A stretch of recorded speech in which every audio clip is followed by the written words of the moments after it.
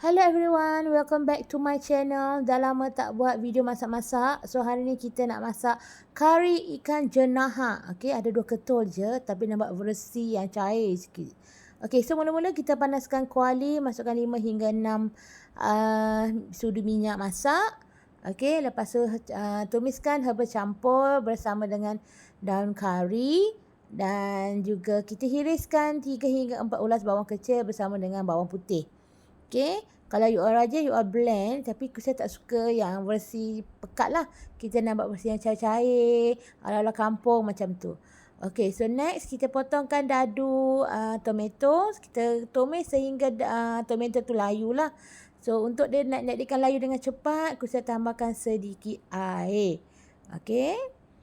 Bila dia dah agak-agak layu tomato, kulit tu dah tanggal daripada tomato tu, kita masukkan rempah kari ikan. Okey, any kind of rempah kari pun boleh. Kita masukkan air dalam sachet tersebut dan gaul lagi sehinggalah kari kita ini masak cantik dan pecah minyak. Ustaz lajukan sedikit, okey. Nampak tak minyak ni dah berkilauan begitu. Okey, dan kita tambah juga sedikit asam jawa. Okey, kalau korang tak ada yang ekstrak macam ni, boleh tambahkan boleh guna yang asam biji lah. Okey, tak ada masalah. Kita gaul lagi. Nah, ni lajukan sikit lah Untuk masak ikan jenaha ni, dia takes time lah. Sebab ikan jenaha ni besar dan isi dia agak tebal. Okey, untuk santan pula, kita nak buat ala-ala cair macam tu. Untuk santan pekat saja ni, saya tambah sedikit air. Dan saya masukkan dalam ni lah. Nampak tak isi jenaha tu agak tebal. So, bila dah tebal macam ni, kita kena masak lama sedikit. Okey, ini bendi yang saya ambil dekat kebun. Nanti saya tunjuk bendi yang cantik ni. Okey, kita tambahkan air sedikit sebab ikan tebal. So, kita renekkan dia lebih kurang 10 ke 5 minit. Kita balikkan ikan tersebut.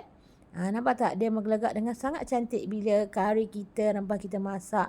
Cantik lah. So, kita pastikan bila nak tumis rempah tu, pastikan dia keluar minyak lah dalam masa 5 ke 10 minit. Okey, dah jadilah, dah cantik dah kejadian dia. Okey, so nampak tak bendi yang kutip-kutip ni? Sedapnya. Okey, jom. Dah siap dah boleh makan sebab berbuka puasa. Oops, nak tayang sikit pokok bendi yang saya tanam dekat belakang rumah. Dekat belakang tu ada pokok bendi. Kita petik lah. Konon ala-ala nak buat video lah kan. Okey, so thank you for watching. So kita waiting for the next video. Selamat berbuka puasa semua.